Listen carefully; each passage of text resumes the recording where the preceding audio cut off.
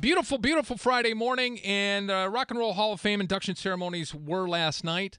A lot of great highlights, and I'll try to get as much audio and video as I can up on WFGR.com later this morning.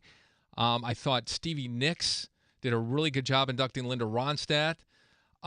Strangely enough, I didn't really have an emotional tie to Nirvana, but Michael Stipe of REM gave a great speech inducting them, and Peter Gabriel's acceptance speech was really good as well. But right now I want to concentrate on Kiss, who hated the Rock and Roll Hall of Fame, really didn't want to go in, but they did it for their fans. Their fans really wanted it and wanted them to be acknowledged, and then it turned into a weird kind of a pissing match because they weren't inducting all of the band members that had been in the group over time, but it ended up just being a love fest for their fans last night. This is Tom Morello from the band Rage Against the Machine during the induction speech.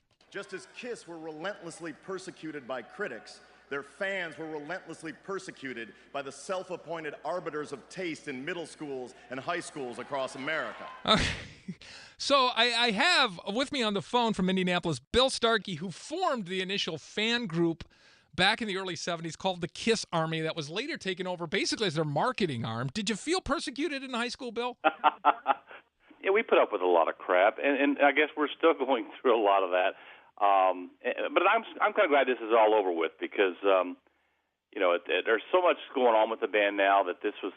I'm glad that the band went ahead and did this because I think they did it strictly for the fans. Because I honestly know that many years ago when the fans wanted to petition the Rock and Roll Hall of Fame, that I was told from people pretty well connected with the band that the band pretty much didn't want us to do it even. So it was never any desire for Kiss to want to get in the Hall of Fame. It was all about us Kiss fans. So, yeah, we did put up with a lot of stuff. What was it about the band that led to their formation or to your formation of the Kiss Army? Well, part of it was you were a crazy teenager, and sometimes you just don't like being told something that you feel is, right in your own way. And that drove half of it with me and Jay Evans. And I had seen Kiss twice as an opening act, and even though they were an opening act, I still thought they were better than the acts that were around them. And I came back to Terre Haute, and I was telling people that eventually I got Jay and some friends to go with me, and they saw, well, for me it was the third show, was their first, and it started to, we started to have this thing to do in our senior year of high school, which was to push Kiss. But the hard part of it was that the guys that would come back to us, and back then you wore your rock and roll T-shirts to school. Aerosmith, Leonard Skinner was huge back then, and they would come back to us and say, "Well, Starkey, if they're so great, why aren't they on the radio?" And they would also say, "Kiss my rear end," and we like Jay said, we got taunted a lot, but it didn't seem to deter us any. It just actually brought us together. Yeah, it seemed like it would bind you, and then you guys were kind of calling radio stations, right? It binds you, and then when you back in the 70s, and you should know this because you're a radio personality, back in the 70s, you had the request line where you actually had a say in what was on the playlist. You could call your disc jockey and say, I'd like for you to play this new song by Blue Oyster Cult or somebody, and it might be a new band.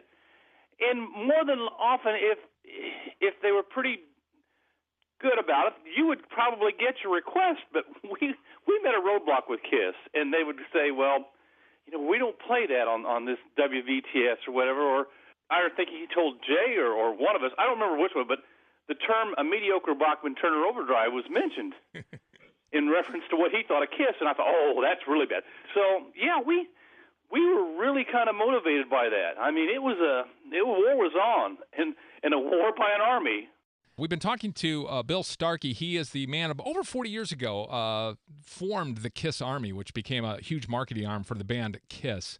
Chuck Klosterman's a pop culture writer. He wrote yesterday about the Kiss induction into the Hall of Fame. There's at least one metric that makes sense to me: the sheer number of people who really care about an artist demonstrated over time. This is Paul Stanley of the band when they were inducted last night. For us, this is a special night, but it's really a special night for our fans. This is vindication And Bill, you mentioned earlier, is feeling vindicated. But you said to me when I was discussing, when we were setting up this interview, that Michigan played a huge role in Kiss going over the top, right? Well, when we found out that Kiss had played Cobo Hall as a headliner in May, that kind of motivated us. And we were thinking, well, obviously we're not alone here. Michigan gets it. I mean, they're playing there.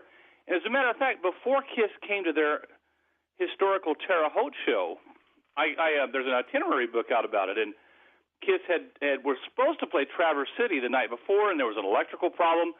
And then they played 2 nights in Flint before that, and then I think Kalamazoo. So Michigan was huge as far as, the success of Kiss, as far as I'm concerned, being a Hoosier.